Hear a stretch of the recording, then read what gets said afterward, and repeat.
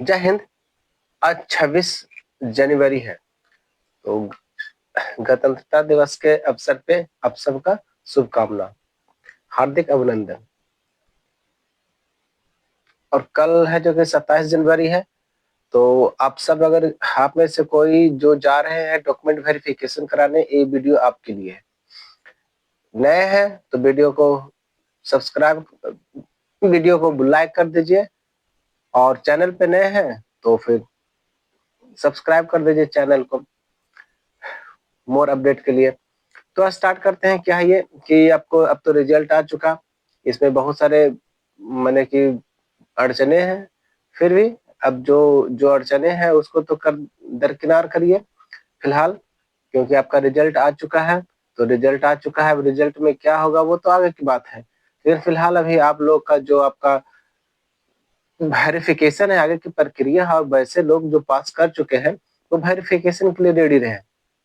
और कदापि मत ये दिमाग में रखिए कि इसमें क्या होने वाला नहीं होने वाला, वो तो बात की बात है, ठीक है। लेकिन फिलहाल आपका जो प्रक्रिया है, आप जिसके लिए उत्साहित थे वो आ चुका है, तो आप रुकिए मत, चले जाइए। अब इसमें जरूरी डॉक्यूमेंट क्या है ना, आपका तो वेरिफिकेशन का डेट आपको टाइमिंग दिया हुआ है, कहाँ जाना है वो भी आपको इसमें सूचित कर दिया गया है।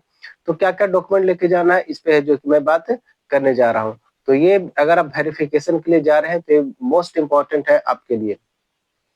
ऐसा कोई गलती मत करिए ताकि आपको इससे जो कि हाथ धोना पड़ जाए, क्योंकि आपने बहुत मेहनत की, इतने मैंने समस्याओं के साथ आपने आपका रिजल्ट आया, ठीक है। तो आप सबका जो कि वेरी कांग्रेचुलेशन, मोस्ट वेलकम। तो अब स्टार्ट करते हैं। ये वेरिफिकेशन में क्या है, इसमें क्या दिया हुआ है कि इसमें सारा है जो कि रिजल्ट दिया हुआ, इसके बारे में मैं चर्चा नहीं करता हूँ, रिजल्ट के बारे में बहुत चर्चा हो गया। अब सीधे आते हैं डॉक्यूमेंट वेरिफिकेशन और काउंसलिंग का तिथि, समय और स्थान। क्योंकि आपको 27 तारीख कल है, तो कल से आपके स्टार्ट हो जा रहा है डॉक्यूमेंट वेरिफिकेशन, और 3 फरवरी तक के ये आपको डॉक्यूमेंट वेरिफिकेशन चलेगा। चलिए, ये टाइमिंग टेबल इसमें सारा दिया हुआ है, तो स्टार्ट करते हैं। तिथि आपको 27 जनवरी 2026 और से आपको 3 फरवरी 2026 तक है। सुबह मॉर्निंग 10 बजे से शाम 5 बजे तक, 2 शिफ्ट में आपको होगा।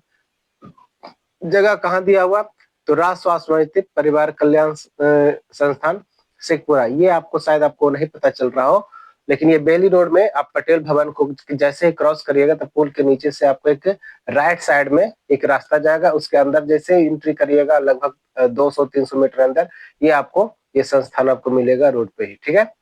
तो ये समस्या ढूंढने में बड़ी दिक्कत है, होगा नहीं। ओके, कहाँ स्टेशन से अगर आ रहे हैं या बस स्टैंड से आ रहे हैं तो पहले स्टेशन आइए, स्टेशन से बेली रोड का ऑटो पकड़िए, और वो सीधे बेली रोड से अंदर होते पटेल भवन क्रॉस करते हुए, चिड़िया खाना क्रॉस करते हुए, पटेल भवन क्रॉस करते हुए आप पुल के नीचे जैसे उतरिएगा तो आपको राइट साइड में आपको एक रास्ता निकलेगा, उसी रास्ता के अंदर चले जाना है। खैर, ये तो आपको जगह दिया हुआ, या पहुंच ही जाइएगा। अब ये आपका अनुमानित क्या है कि ये देख लीजिए कि आपको कौन सा डेट में है ये। 27 तारीख, 28, 29, 30, ठीक है। इसमें आपको है जो कि बैच नंबर 10 से 11 ये आपको इस तरह से दिया हुआ है। फिर ये 31, 1, 2 और 3, इसमें आपको ये रोल नंबर क्या दिया हुआ है, इतना ये एज पर कैंडिडेट है कि पहला दिन के कैंडिडेट इतने जाएंगे, सेकंड कैंडिडेट इतना जाएंगे, थर्ड, ये आपको टाइमिंग दिया हुआ। ओके, यहाँ से यहाँ तक के जाएगा, यानी कि 1 से लेके 486 लड़का पहला शिफ्ट में कैंडिडेट जाएंगे। फिर 87 से स्टार्ट होगा तो 992 कैंडिडेट तक के जो है वो ऊपर से अपर से जाएंगे, ठीक है। तो ये आपको इस तरह का सीरियल नंबर है, तो आप अपने अनुसार इसके अकॉर्डिंग टू आप जाइएगा। ओके, अब बात करते हैं कि यहाँ पे आपको क्या कौन सा किसका किसके डेट में है। ये 27 तारीख से आप देख ही रहे हैं कि 27, 28 उसमें पहले दिखा दिया गया। पहले चरण में 9 बजे 9:30 बजे आपको रिपोर्टिंग रजिस्ट्रेशन टाइम कराना है। अच्छा, पहले रजिस्ट्रेशन टाइम आप जाइएगा जैसे ही कंपार्टमेंट में, तो उसको रजिस्ट्रेशन टाइम है, यानी कि एक फॉर्म मिलेगा, वहां पर आप फॉर्म भर के जितना जल्दी जमा करिएगा आपको वेरिफिकेशन का टाइम उतना पहले आएगा, और जितना लेट करिएगा उतना पहले आपको काउंसलिंग क्या करेगा, फॉर्म भर के पहले आपको गेट पे ही आपको जमा कर लेगा। फिर उन चीजों को लेके चला जाएगा, और बारी बारी से जो कि आपको नाम और जो आपको लिस्ट दिया गया है, पेज थमाया गया है, उसी के अनुसार आपको बुलाया जाएगा अकॉर्डिंग टू सीरियल नंबर से। आप फार्म, कोई बंदा है जो कि पहले फार्म भर दिया तो उसको एक पर्ची मिला, तो 1 नंबर 2 नंबर इस तरह से कॉलिंग करेगा। ओके, और आप गेट के बाहर रहिएगा, बैठे हुए वहाँ चेयर वेयर लगल रहता है, आप वहाँ वेट करिएगा, तब तक वो आएगा, ये काम कर देगा। ठीक है। अब इसमें वेबसाइट स्टार्ट करते हैं कि सत्यापन आपको किस तरह से, ये तो हो गया। अब डॉक्यूमेंट आपको क्या क्या लेके जाना है, तो देखते हैं सबसे पहले डॉक्यूमेंट के बारे में कि अच्छा एक एक नोटिफिकेशन और है, तो उसको भी जल्दी से देख लेते हैं, उसके बाद ये स्टार्ट करते हैं, है ना। रिगार्डिंग डॉक्यूमेंट वेरिफिकेशन, ये चीज सारे चीज वैसे ही है, इसमें कुछ भी नया नहीं है। सारा टाइम टेबल दिया हो गया, ये जगह का आपका फिर से ये दिया गया हुआ है। आपका जगह क्या है कि स्वास्थ्य परिवार कल्याण संस्थान, ये शेखपुरा पटना 4 के निर्धारित किया गया, ये आपका जगह है ना। इस जगह को अब पहुंच जाएगा, जैसे पहुंचाने का टाइम था मैं बता दिया कि कैसे कैसे आपको पहुंचना है। स्टेशन या बस बस से अगर आ रहे हैं तो सबसे पहले बस स्टैंड है या कहीं भी, तो स्टेशन के आसपास पहुंचिए। अब बेली रोड सीधे जाके ये बेली रोड में आना है, तो चिड़िया खाना पटेल भवन क्रॉस करते हुए आप जाइएगा, तो पुल के जैसे नीचे आएगा ना, शायद आपको 16 या 17 पुल नंबर है या 68, तो उसी पुल के नीचे उतर के आपको लेफ्ट साइड में राइट, सॉरी लेफ्ट नहीं, राइट साइड में आपको जो कि मिलेगा, वही जाके आपको कुर्जी में जाके टच कर जाता है, उसी रास्ते में आपको जाना पड़ेगा। चलिए आगे बात करते हैं। तो सबसे पहले आपको डॉक्यूमेंट वेरिफिकेशन के लिए आपको क्या क्या डॉक्यूमेंट चाहिए, ओके, तो स्टार्ट पहले करते हैं। तो पहले आप चलिए एकेडमिक क्वालिफिकेशन में। एकेडमिक क्वालिफिकेशन में क्या चाहिए आपको, चाहिए मैट्रिक, है ना। मैट्रिक में दो चीज हो जाता है, मैट्रिक और इंटर। पहले यहाँ पर आपको मार्कशीट लेके जाना है, ओके, मार्कशीट आपको लेके जाना है। उसके बाद फिर सेकेंड में क्या लेके जाना है, सर्टिफिकेट, ओके, सर्टिफिकेट लेके जाना है। अब वैसे ही आपको इंटरमीडिएट का या इंटर का कह दिए या 10+2 का कहिए, इंटर का या 10+2 का, तो इसमें आपको फिर लेके जाना है क्या, तो पहले में आपको मार्कशीट लेके जाना है। इससे जो मैं बता रहा हूँ इससे ज्यादा एक भी डॉक्यूमेंट मत लेके जाइएगा, ठीक है। मार्कशीट, उसके बाद फिर सर्टिफिकेट। आप टेंशन मत लीजिएगा, हर हाल में आपका हो जाता है, ठीक है। कुछ छोड़ता है तो उसके लिए टाइम देता है, लेकिन वो सब के चक्कर में मत रहिए। मैट्रिक और इंटर का हो गया, ये तो दो हो गया। क्या क्या लेना है, मार्कशीट और सर्टिफिकेट। मार्कशीट में क्या होता है कि आपने सब्जेक्ट बाई मार्क्स कौन सा लेके गए, और सर्टिफिकेट में आपका नाम, फर्स्ट डिवीजन सेकंड डिवीजन क्या आपने पाया, और वो उसमें टाइम टेबल रहता है। और यही टाइम टेबल आपको जो कि फॉर्म भरने के टाइम में मांगा होगा, ठीक है। मैट्रिक इंटर का हो गया। उसके बाद आप हो गए एएनएम। एएनएम का आपने आप एएनएम के आपको जो कि दो चीज डॉक्यूमेंट जरूरी होना चाहिए, एक जो पास किए हैं आप वो, यानी कि सर्टिफिकेट आपको चाहिए, एकदम सर्टिफिकेट चाहिए। और एक आप है जो कि आप जो रजिस्ट्रेशन जो नंबर होता है वो, अब रजिस्ट्रेशन नंबर का कॉलेज का यूनिवर्सिटी का, नो नो नो, वो नहीं, वो तो आपको चाहिए ही चाहिए, वो आपको एएनएम के ही अंडर में आएगा, अगर है तो आपको दिखाना पड़ेगा। और आप है जो कि आप जो रजिस्ट्रेशन जो करवाए हैं किससे, आपको सचिवालय से। जो आप जो जैसे कि बिहार में कोई भी आता है सचिवालय में, उसको जरूरी होता है कि वो रजिस्ट्रेशन करवावे, वो चाहे बिहार के बाहर का हो चाहे बिहार के अंदर का हो, दोनों को हर हाल में आपको ये चीज दिखाना पड़ेगा कि जो सचिवालय से जो रजिस्ट्रेशन जो आप लिए हैं, प्राप्त किए हैं, वो आपको दिखाना पड़ेगा। अगर इसमें से आपको कोई एगो मिस हुआ, ये या ये कोई मिस हुआ, तो आप समझ जाइए कि आपको आउट करेगा, ठीक है। इसमें आपको कोई सुनवाई नहीं करेगा, सीधे आपको आउट करेगा। रिजल्ट देने का मेन मकसद यही है कि जितना सीट होता है उससे अगर ज्यादा देता है तो वहां पर सबसे ज्यादा इसी चीजों में छटता है। इसमें आपको कोई टाइमिंग नहीं देगा कि आप रजिस्ट्रेशन करवा के लाइए, नहीं देगा। अगर एएनएम के रिस्पेक्टेबली संदर्भ में, कंसर्न में कोई भी अगर मिस है तो आपको सीधे डिसमिस करेगा जॉब से, आपको कोई एक मौका नहीं मिलेगा।